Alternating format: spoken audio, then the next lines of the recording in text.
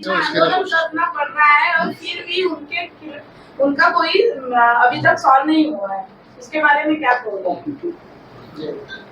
चलिए, आप सब पत्रकार हैं और बड़े जागरूक हैं और खेल से संबंधित जो हैं, मैं आपसे आग्रह करता हूं कि एक रिसर्च करिए जरा और देखिए कि दुनिया के अंदर कितने राष्ट्र हैं जो भारत जैसा इंसेंटिव भी देते हैं और तैयारी के लिए साधन भी देते हैं। आप शायद उंगलियों पे गिन पाएंगे उन राष्ट्रों को, उसके अंदर भारत भी शामिल है। एक बहुत बड़ा परिवर्तन आया है। जब मैं खुद खेलता था तो उस समय हम सुबह अपने साथ 2 जोड़ी कपड़े लेके चलते थे और 2 टिफिन लेके चलते थे। सबसे पहले खेल करते थे, उसके बाद में फाइल को लेकर हमारा खेल होता था और कई घंटों तक हमें दफ्तरों में घूमना पड़ता था और इसीलिए वो कपड़े भी बदलते थे, भोजन भी करते थे, फिर वहीं से जिम जाते थे, वैसे वापस आते थे। सुबह निकलते थे, शाम को वापस आते। आज प्रधानमंत्री मोदी जी ने एक तो खेलो इंडिया शुरू करा, मैं संक्षिप्त में इसको उत्तर दूंगा। खेलो इंडिया शुरू करा जो ऐसे उम्र के युवाओं के लिए जब कोई स्कॉलरशिप स्पॉन्सरशिप नहीं मिलती, 1000 बच्चों के नियुक्ति का चयन होता है और उनको 5 लाख रुपए स्कॉलरशिप के रूप में 8 साल तक लगातार मिलते रहते हैं, हर साल 5-5 लाख।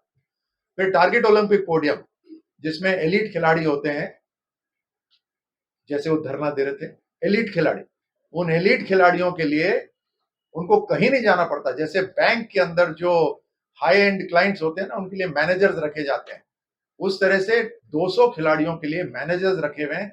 सारा फाइल वर्क वो मैनेजर्स करते हैं। टिकटिंग हुआ, लॉजिंग हुआ, ट्रैवल हुआ और उनको सारा काम करके पहुंचाते हैं। खिलाड़ियों को सिर्फ खेलना है। इतना शानदार परिवर्तन हुआ है पिछले 10 साल के अंदर। और उसके अलावा तो प्रधानमंत्री मोदी जी ने एक पूरा स्पोर्ट्स के लिए मूवमेंट खड़ा करा है, जहां फिट इंडिया हो, स्वस्थ भारत हो, और चाहे हारो या जीतो वो संदेश देते हैं पूरे देश के युवाओं के लिए। सांसद खेल महोत्सव है।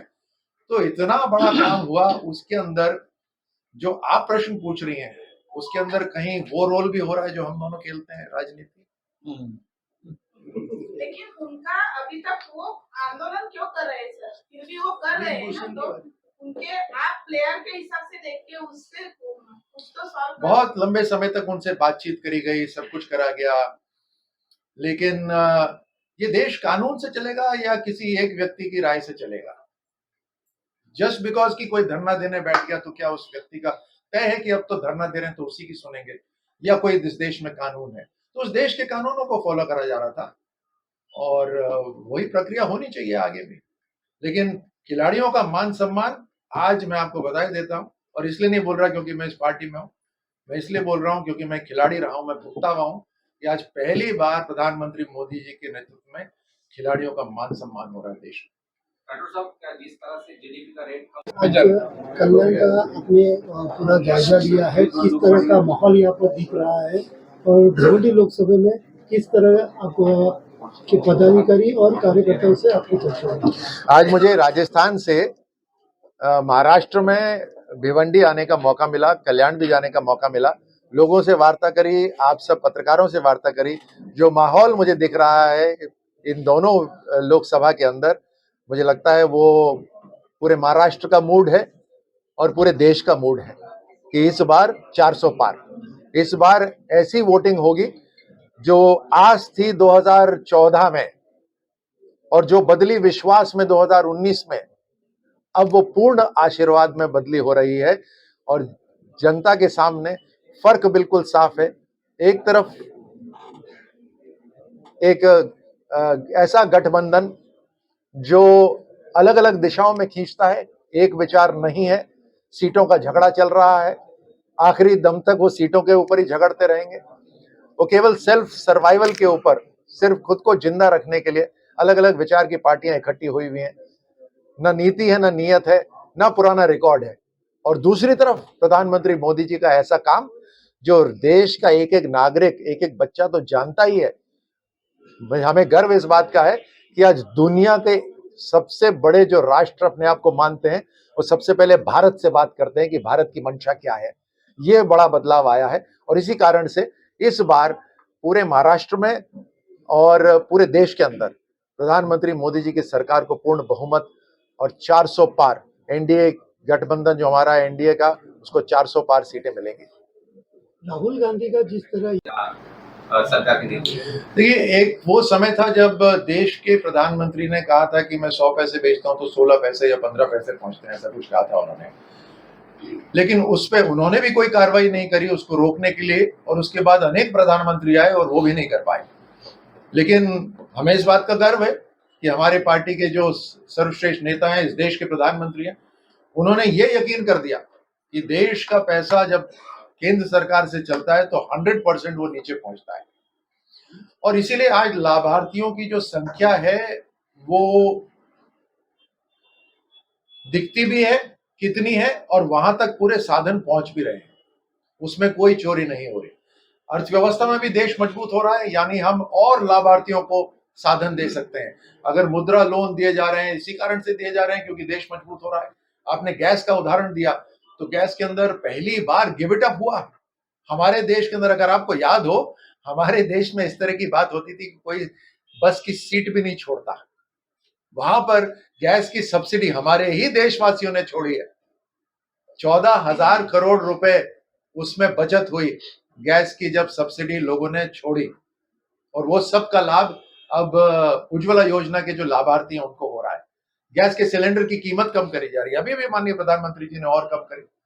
तो हर तरह से पारदर्शिता आ रही है, और मोदी जी तो खुद कह रहे हैं कि ये तो मात्र शुरुआत है, अभी तो ट्रेलर है, अभी तो और काम बाकी है।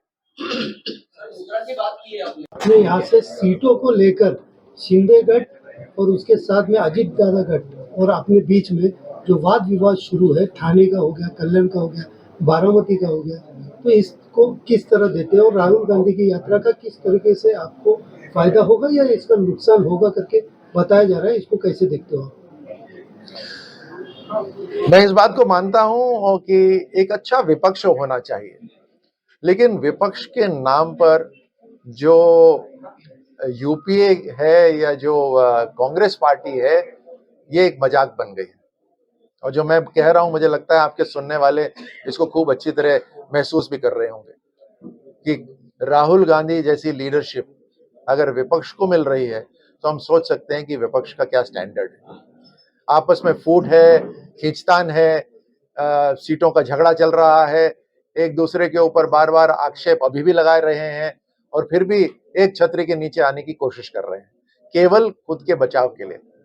राहुल गांधी जो ये यात्रा निकाल रहे हैं, इसके अंदर जिस तरह से उन्होंने पहले उसको जनता ने यही कहा कि ये भारत तोड़ो यात्रा ज्यादा है, और अपनी पार्टी को तो वो जोड़ नहीं पा रहे, वही हाल अभी भी है।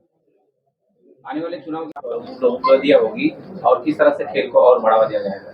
देखिए, खेलों के पे अगर आप सवाल करें तो पिछले 10 साल में बहुत बड़ा परिवर्तन आया है भारत के अंदर। जिस तरह से खिलाड़ियों को मान सम्मान मिल रहा है, जिस तरह से खेलों के अंदर परिवर्तन आ रहा है, 2036 ओलंपिक्स मेरे ख्याल से, 2036 ओलंपिक्स कोशिश वही हो रही है ना कि उसको भारत में लाया जाए।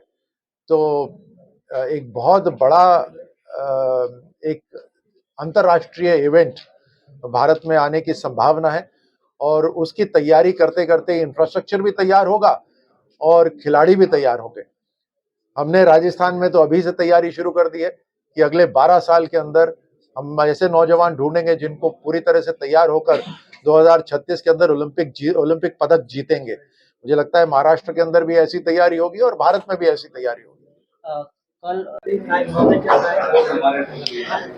देशाचे प्रधानमंत्री आदरणीय नरेंद्र मोदीजी, राष्ट्रीय अध्यक्ष जे.पी. नड्डाजी, गृहमंत्री सन्माननीय अमित भाई शहा, राज्याचे आमचे नेते उपमुख्यमंत्री देवेंद्रजी फडणवीस साहेब, प्रदेश अध्यक्ष बावनकुळे साहेब यांनी तिसऱ्यांदा माझ्यावर विश्वास दाखवून मला ह्या लोकसभेची परत एकदा उमेदवारी दिली, त्याबद्दल भिवंडी लोकसभेच्या वतीने मी त्यांच्याप्रती ऋण व्यक्त करतो।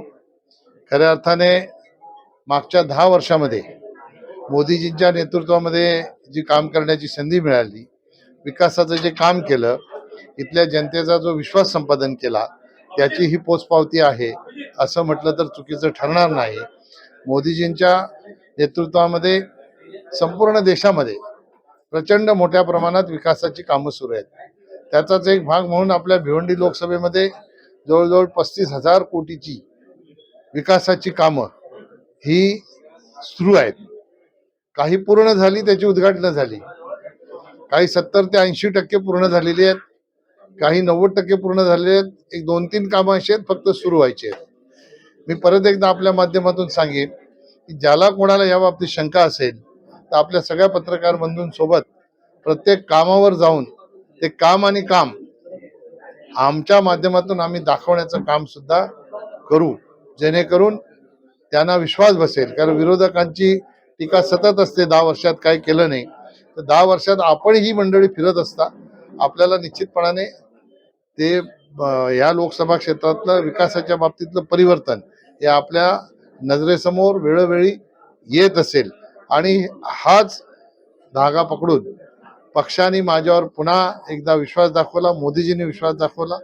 निश्चितपणाने त्याबद्दल परत एकदा मी मोदीजींना ठाणे जिल्ह्यामध्ये जो काही भाजप आणि महायुतीमध्ये जे काही उद्दिष्ट निर्माण झाले प्रत्येक ठिकाणी ते चव्हाट्यावर येत आहे, तर तुम्हाला त्याचा फटका बसण्याची शक्यता आहे. आनंदपर्यंत तुम्ही मुख्यमंत्र्यांवर टीका केली होती, त्यानंतर काही भाजपचे संजय राऊतवर टीका करतात.